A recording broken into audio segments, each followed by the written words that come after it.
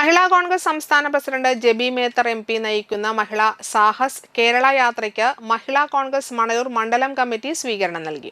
Kanjani bus stand പരിസരത്ത് നൽകിയ സ്വീകരണത്തിന് മഹിളാ കോൺഗ്രസ് മണ്ഡലം പ്രസിഡന്റ് പുഷ്പ വിശ്വംഭരൻ അധ്യക്ഷത വഹിച്ചു.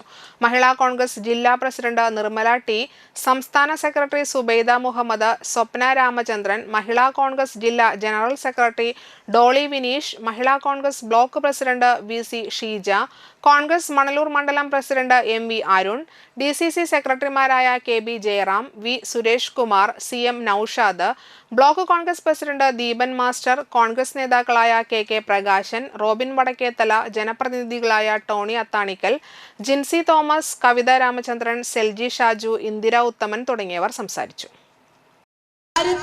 വിരൽ ചൂണ്ടും എന്ന് മഹിളാ കോൺഗ്രസ് പറയുന്നുണ്ടെങ്കിൽ ഒരു സംശയവും വേണ്ട.